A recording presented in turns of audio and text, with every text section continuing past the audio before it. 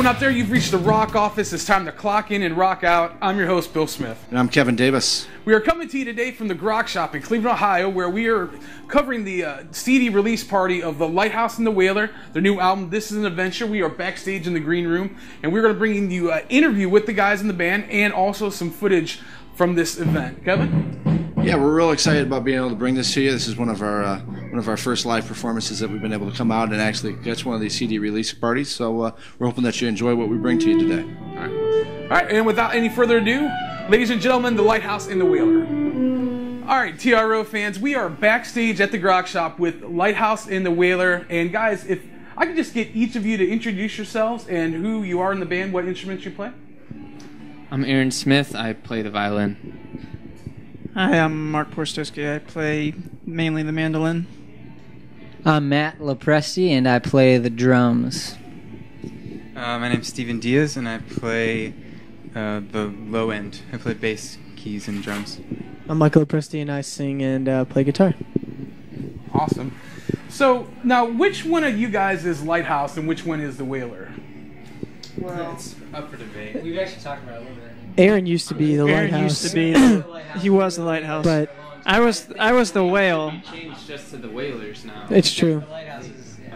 I People still might confuse that with the I Bob still want to Marley. be a whale. That's true. Maybe That's for true. Halloween this They year. have, yeah. Yeah, they have. Nice. Okay. Well, that's great. Well, let me ask you, how did you guys get together, the formation of the group? Tell me about that. And how long ago was that? We started.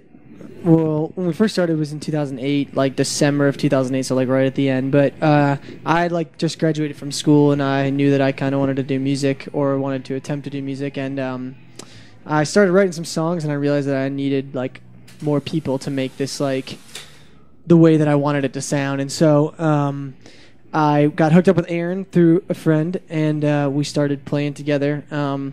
And over the last few years, so it's been like about 4 years, over the last few years, we picked up all the other guys along the way, and in the order of Matthew, Mark, and Steve. And yeah, that's kind of how it started out, and it evolved as it went. And yeah, now there's all of us here doing it. Cool. So for some of our fans, or some of the people out there watching this that might not be familiar with your music, can you try, if you can, describe your sound or maybe what genre that you guys would fall into? I don't think we really have a genre. We just kind of try to... My short answer is indie pop. Oh, okay. But then I go on to say that we have a violin and a mandolin.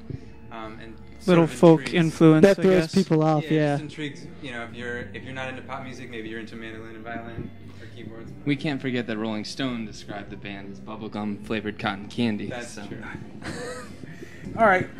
So here is a little sample of the performance from this evening, and we will be right back with some more of the Lighthouse and the Whaler. This is called This Is an Adventure.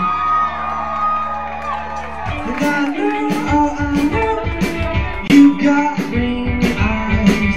I feel the way there was when we were called tonight.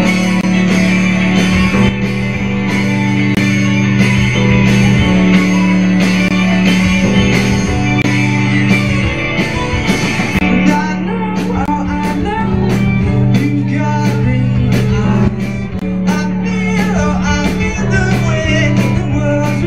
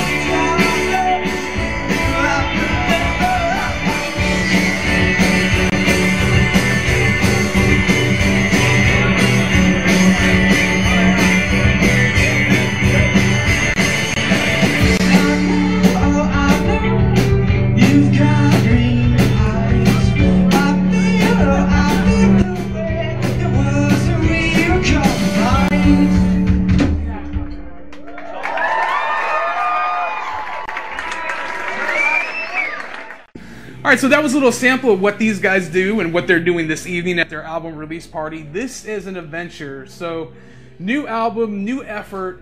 Tell me a little bit about the writing, recording, and producing aspect of this album, how it differed from your previous efforts also. Well, it was a lot bigger than our previous efforts. We had a lot more people involved in making this album overall. We started writing for it a lot earlier too. Like, we wrote all the songs over like a year span before we went into the studio. And I think we got to work with Ryan Hadlock. We went to Bear Creek Studios in Seattle, Washington. And it was really, really cool because he had like a sonic awareness that I don't think we really had, especially for our own music. Like, a lot of times you get wrapped up in like what you hope that you'll sound like and you want to sound like, but when someone else's third-party ear is like on that, it really helps to And that really comes through in the album, by the way. That's I good. wanna tell you. Yeah, so that was really cool. And I'll let some of the other guys speak to their experiences there too, because I think it was different for each person. You know, we all had like a different experience, but it was really good. I mean, I guess just in the writing, everyone always asks us how we do it, and it's just complete collaborative. Michael does the lyrics, but we come together and start with just one small idea and keep working on it, and we're very much try and think of it as just all the orchestration, you know, and being producers while we're writing it, rather than just writing something and letting it be what it is. We're real critical, and I think there was sometimes where we even gotten fits over what should be, so to say. Yeah, you can definitely be too critical, that's for sure. It was kind of like giving birth to 10 little baby songs. Painful, Painful, overjoying. and- Yeah, a All little at the less same painful time. The than- whole gamut of emotions. than actual birth. But probably not as messy and bloody, hopefully. Hopefully not, Yeah, yeah. it got there. a It little did. bit, So this is an adventure. What does that album mean? Is it like some kind of hidden meaning, or is Pretty it just straightforward. It's like exactly what it is. Like, Well, yeah, I no, it's true. I mean, sometimes bands do that, but with us, it was. We wanted this to be an adventure that, like, people that listened to our music and found it enjoyable could go on with us. And it definitely, as you probably already heard, it was an adventure making the album, and Yeah. it's going to be an adventure going out on tour and doing all sorts of fun stuff. And so, hopefully, it's something that people can join with us, even if it's vicariously through the album, and just like. I mean, overall, I hope that people just, like, make their life an adventure. Like, that this music just, like, opens them up, and it's just, like, I don't even care about what's going on around me. Like, there's goodness out there. There's good things that I can do and, like, experience that can make not only my life better, but hopefully other people's lives better, too. So Awesome. There were a couple of songs, but there was one specifically, The Adriatic, that was just very moving to me, very powerful. And can you tell me a little bit about that song in particular, about writing and creating it, especially the melody, like at the end, the orchestration is so beautiful. It's haunting almost. And that song to me, you know, I'm being honest, it really stuck out to me. Of all the songs on the album, is the one that, like, wow, this to me is like a timeless kind of a piece, you know? So can you just explain to me a little bit about what that song means, how you guys wrote it, the recording process? well, a lot of that end part was Aaron and Mark working on the violins together, and they put together the orchestration there. Like Mark said before, like, it is very collaborative. I come up with, like, the lyrics and most of the time the melody and, like, the bones of the song, and then we kind of all pitch in to like give it the meat and make it what it really is going to evolve into eventually. So that song specifically, like, the orchestration, you know, it was Mark and Aaron worked really hard to get those violin parts, like, just tight and together, and yeah, it was just. I felt like when we were doing it right away, when Michael presented his, like, basic idea, I was like, I feel like this is a double violin song. Yeah. And so right away it was like. The cool thing was, atmosphere. the song started, it was just a piano line that he had, and when they added the violins, it just totally came to life. And It did. It really It was wasn't until, like, the violins, like, came together that I think we thought it was, like, a good song. Like, those violins really made it what it was. But I think the way the melody works together with the song and everything. And actually, when we recorded that song, that's one of the songs that Jerry had a hand in, like, really crafting and the studio and, like, helping us. There's a woes part that we do in the middle of the song, and Jerry, like, took it and pasted it into the end, and it just, like, really, really, really, like, moved us a lot. And, like, we were all instantly like, leave it in there, that's perfect. And so he didn't tell us he did it, he just did it and let us listen to it, and we were all like, oh my gosh, it's so awesome. So that was a really one. He was sneaky, yeah. It was a really fun one to do in the studio too, because the strings, I mean, I think Aaron spent like probably an entire. You had like an entire day by yourself, or no, a week. That was. You had like a No, I week. think Aaron should tell the story. Yeah, you. 'Cause it was How long was it? It was like 3 days or something. a long time to record. It was like Yeah. an hour. Right. Well, I just remember. Not for that song, but just in general. Just like the headache of just, I don't know, getting so obsessive over the part and like listening to the solo track of the violin at the end, just wanting it to be really perfect. And I think it came out really, really smooth on that. Oh, no, I agree. Yeah, definitely. That's, like I said, that to me, that's the moment on the album that just shines above the rest. Yeah. So. Dude, I remember when you guys wrote that, and you were like, I don't know, maybe we should change it. Like in my parents' basement, I remember specifically being like, I really think you guys should just keep it that way. And then, and it wasn't exactly what it was at the end, but it was like close to it. And then you're like, all right. Yeah. And I was like, thank God, because I think that's so good. And to Mark's Like, credit too, Mark played the violin on that, and that's not his primary instrument, so that was. Yeah, he killed it. He killed it. Yeah. Awesome. All right, guys. Well, here is the Adriatic performing live tonight at the Grok Shop. This is an Adventure CD release party, so check it out. If you're gonna miss Aaron, like, go find him at the show. Just hug him. Just hug him.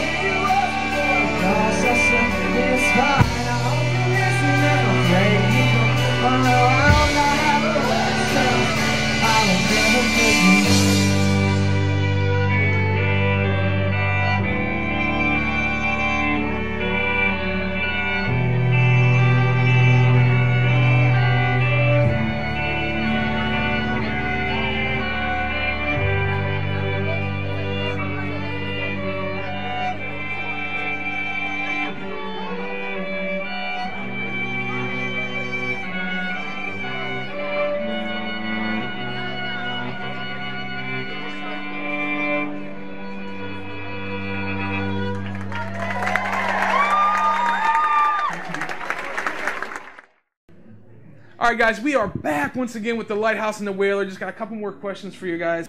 Tell me a little bit about, some of the people that you've had the privilege of working with. And I know, like, some of your music has been featured on different, shows and, things. Can you share with us a little bit about where your music has been featured that some of our fans out there might, oh, that's those guys from that show, or, oh, they toured with these guys or played with these guys? We've had the privilege to be on a show called Gossip Girl. Not us, our music. Oh, okay. Yeah. That would have been fun. We tried to yeah. Nice. They wouldn't let us on it, though. Yeah, that was a cool experience. We've been on a couple MTV shows, Caged and The Seven. That's a different world. That's like the licensing world. But we've been on tour with a bunch of awesome acts. Being on tour, Empires, Black Atlantic. yeah, we haven't really been on a full-fledged tour. This upcoming tour is going to spend a month with a band from Estonia. Yeah, you were in the Two Dragons. But we've had a great time with the short amount of time that we've spent with the bands that we've toured with. Yeah. But yeah, the Black Atlantic and Black Atlantic, Empires are two of them. Oh, cool. yeah. Empires is really cool. Yeah. Touring's just crazy, so. What is on the horizon for you guys in the next 6 months, next year? What can your fans expect from you? Well, lots of touring for sure. Music video is A gonna. lot more of the same Yeah. of us. Yeah, we'll be shooting a music video in San Francisco while we're on tour in October. That'll be cool. Vinyl. Yep, the vinyl's coming out in October as well of our album, which is really exciting.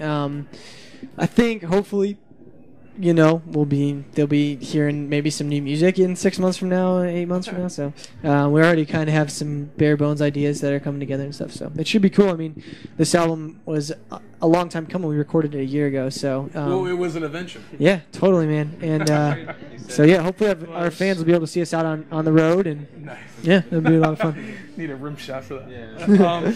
Nice. All right, so nice. This is a question, and you talked about the vinyl. This is a question I ask everybody I interview because I don't really get political, but with this particular issue, I do. I am a huge, and fans of our show know this, a huge supporter of physical music, meaning I still buy CDs, I still buy LPs. I'm not a real big fan of the digital. I'll just say that off front. I actually think digital music has probably done more to harm the music industry in the last 10 years than anything else. What are and please don't let what I just said influence you guys, but what is your opinion on the whole digital versus physical? Are you still buying CDs and LPs? Well, are you all downloaders? I could tell you that all our album and vinyl, our CD and vinyl is going to be in 100 indie record stores around the country. So that's how much we care about physical. We prefer. I mean, I think we all download music just like anybody else, but it is important to get physical copies. I think there's something tangible about having that record and the packaging and all that in your hand, and so that's. Yeah. Well, guys, that was our interview with the Lighthouse and the Whaler. We want to thank you guys for letting us talk with you. This is an adventure. Their new album, it's out now. Run to your local record store and pick it up.